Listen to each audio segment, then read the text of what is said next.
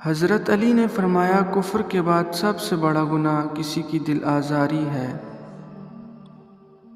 جب کوئی دوست تمہیں اپنا راز بتائے تو سمجھ لینا کہ وہ اپنی عزت تمہیں امانت دے رہا ہے، اس میں کبھی بھی خیانت مت کرنا۔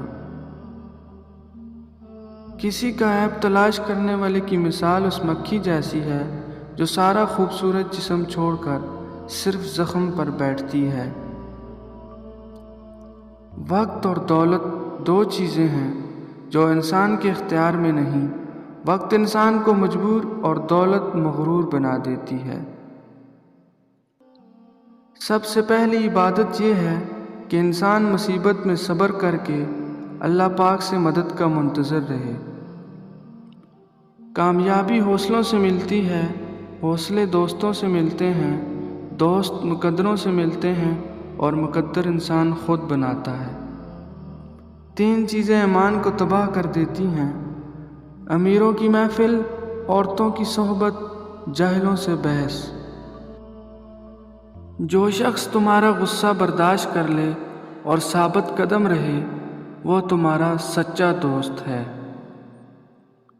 جو ذرا سی بات پر دوست نہ رہے وہ دوست تھا ہی نہیں، اور جس کو ایسے دوست کی تلاش ہو جس میں کوئی خامی نہ ہو اسے کبھی دوست نہیں ملتا۔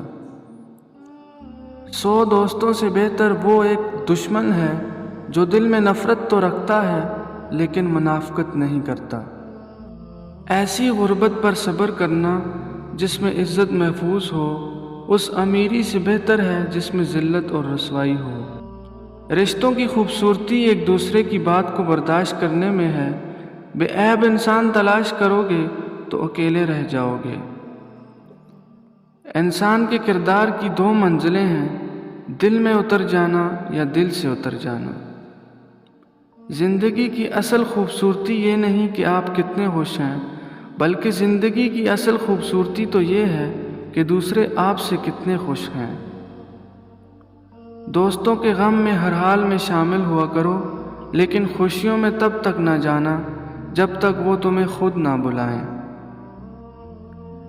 جس کو تم سے محبت ہوگی وہ تم کو فضول اور ناجائز کاموں سے روکے گا۔